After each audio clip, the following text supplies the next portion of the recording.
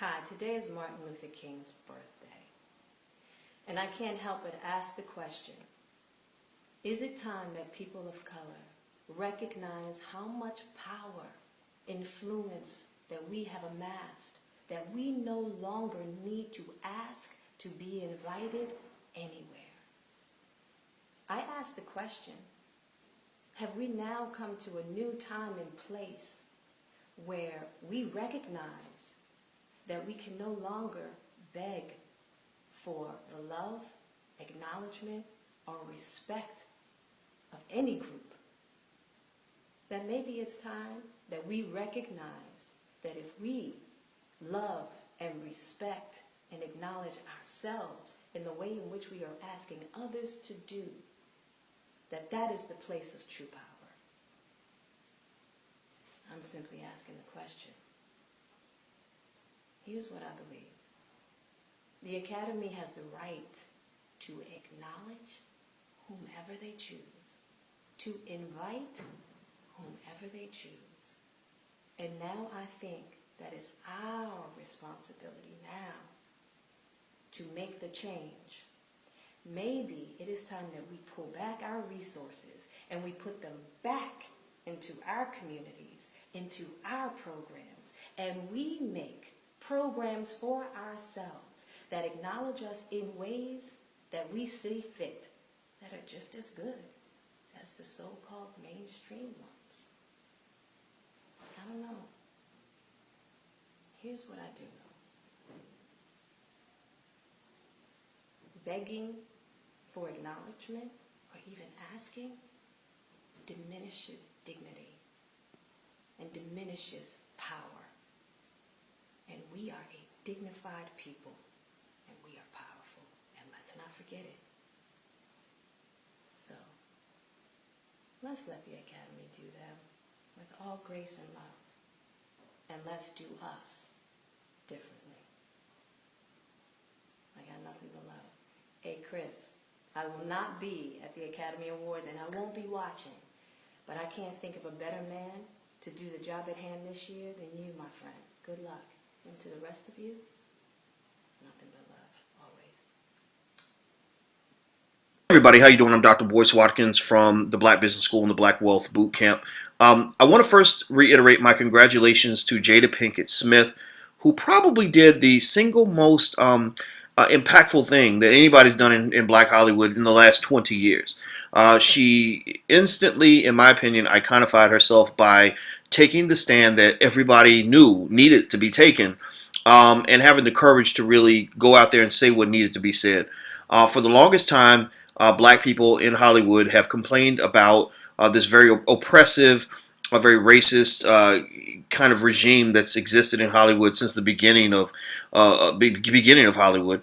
And she just did more than complain. She actually engaged in meaningful action. I love this. I love this. I love this because what it's kind of doing is it's confronting the fact that that this white supremacy that exists in Hollywood is very, very real. Most people know about it. It's a two-edged sword. It's kind of it's a two-person tango. Black people are committed to this oppression just like white people are. Why are we committed to it? Because we don't do anything about it. We just get mad about it and we ask white people to stop doing it, but we don't understand fully that you don't get sovereignty, dignity, independence, and self-respect by just asking your oppressor to give that to you. You actually have to take that. Any sovereign group of people in this world understands this. Black people never learned this because we've always been raised to believe that white people are our friends and they are our parents. They are our parents in the sense that we feel that we have to ask them permission in order to even feel good about ourselves.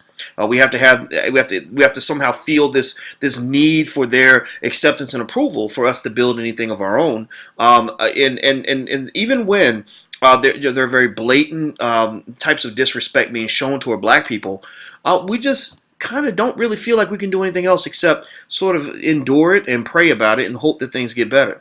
And if you really want to really understand this kind of psychology, this passivity that's been given to black people, that's inherited from one generation to the next, go listen to the song "Lift Every Voice and Sing." Now, that's a beautiful song. It's an amazing song, and I'm not judging it because it was written a long time ago. But if you listen to the song, think about the lyrics, look at each line, and really analyze every line of that song.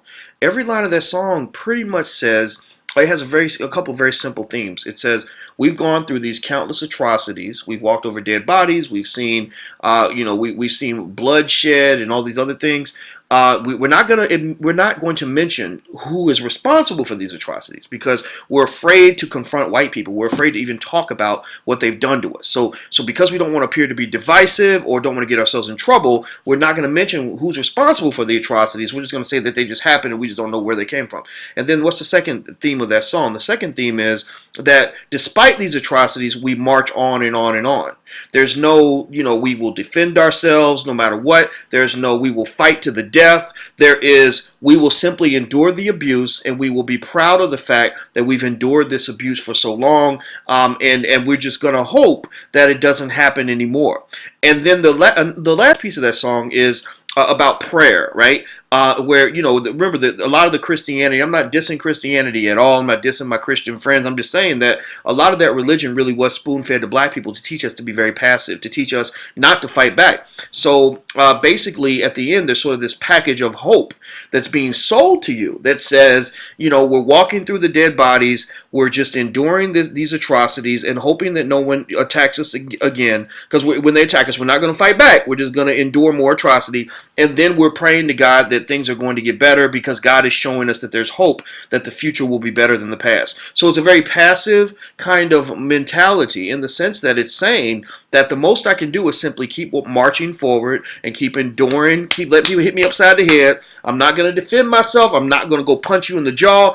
I'm going to just simply get beat up, and then I'm going to pray, and I'm hopeful that the future will be better than the past. That's why when candidates run for office, when they talk to black people, they talk a lot about the word hope. One day when you hear the Democrats come to your church, check out how many times they use the word hope and how many times they make references to God and hope, because black people can be sold a package of hope and a very passive package of sort of this very this sort of thing where you kind of take a badge of honor because you've been abused so much. But what you don't understand, what we have to understand and remember as a people, is that there's no honor in simply enduring abuse, especially when you have the option of fighting back. A lot of times we might let the bully keep kicking our ass because we're afraid to hit the bully because we think that if we hit the bully, he's going to hit us back. But that's the thing. He probably is going to hit you back. But there must be a point, and I remember feeling this way when I fought a bully when I was a kid. I remember getting to the point where I said, I don't care if you hit me back now. I really don't give a damn if you could kill me today because I'm ready to die. And at that moment is when I earned my freedom. That is the moment when I became free. Not when I somehow held on to this hope that one day the bully was going to stop kicking me in the head. I didn't realize that when he's kicking me in the head and I'm not fighting back, that only makes him kick me harder because I'm proving to him that I'm a wimp. But when I said, hey, let's do this, I'm ready. First thing that would happen in many cases, not every case, but in a couple cases, the bully backed down because the bully was like, whoa, wait a minute. I didn't know you had it in you. And guess what? Sometimes the bully would say, okay, now I respect you. Now we good now, right? Because the bully would beat you up because he knows that you aren't going to fight back. But then the other thing was I became free because in some of those cases, I hit the bully and he whooped my ass. But at least I could say I fought back. At least I can say I didn't sit back sort of enduring the abuse, taking pride in getting my ass kicked every day, hoping that the bully would stop beating me up. That doesn't make any sense. That's not logical. That's a mental illness. That is a mental illness. Understand this. So for black people, and I'm talking specifically, let's talk specifically about the black people in Hollywood.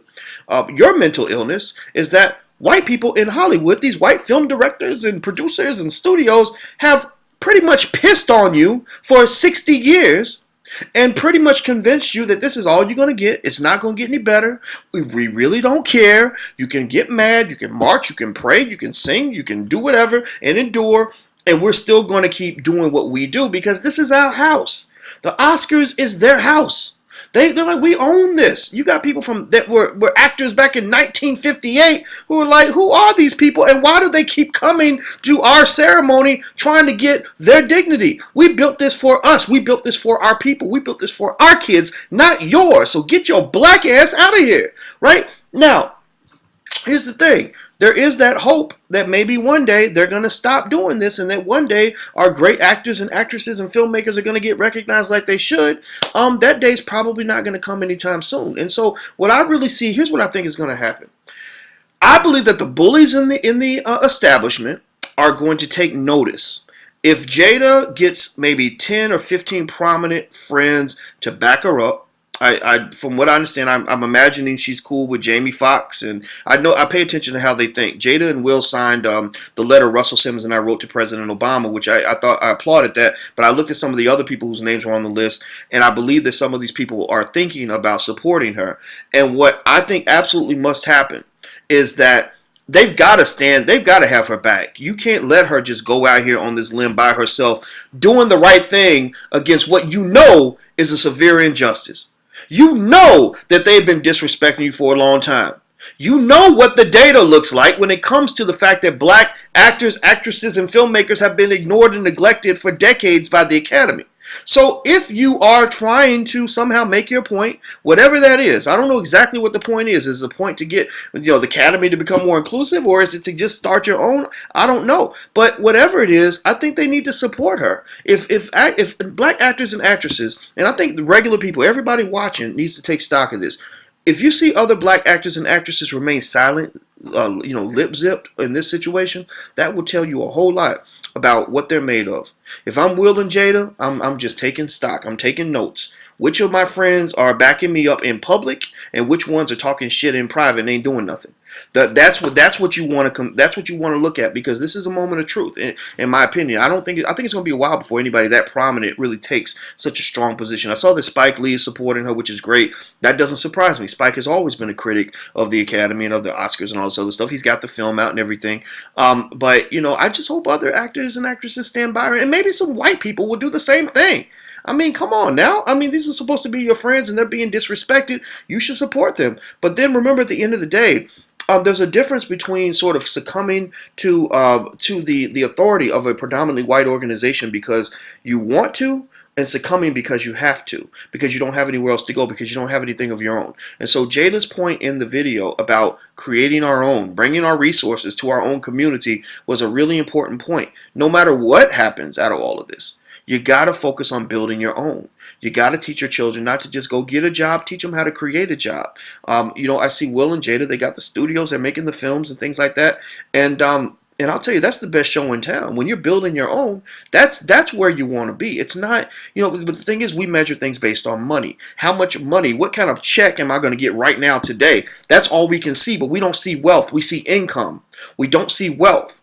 We see income. What does that mean? Income is, I did the job for Mr. Charlie. He gave me a big check for $10 million. Good for you. Wealth means I'm like Byron Allen, and I've got a studio, and I've got channels, and I'm making these little films and TV shows and all this other stuff he's doing, and I'm worth about $200 million, $300 million, $400 million because I own this enterprise. So is Byron going to necessarily get that same $10, $20, $30 million check that a famous actor gets? I don't know. I don't know anything about his operation, but I can tell you this. When he's dead and gone, his children and grandchildren will have a multi-billion-dollar media empire that they can run and use to provide for their families. A lot of these actors and actresses, they might have a 401k. That's it.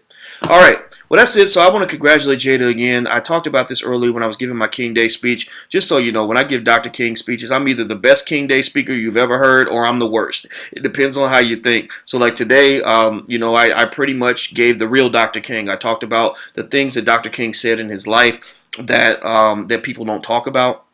Things that he did that caused him to get killed, the fact that he was incredibly unpopular, what he really stood for as a man, because I hate seeing Dr. King's legacy get castrated the way it has been. It's an absolute crime and a shame, and I think that we need to represent. If we're going to talk about this man, let's talk about him in a real and honest way, and then when Malcolm's birthday comes along, you celebrate him too. So that's it. I'm Dr. Boyce Watkins from Your Black World and the Black Business School. Please take care. God bless. I'll talk to you guys soon.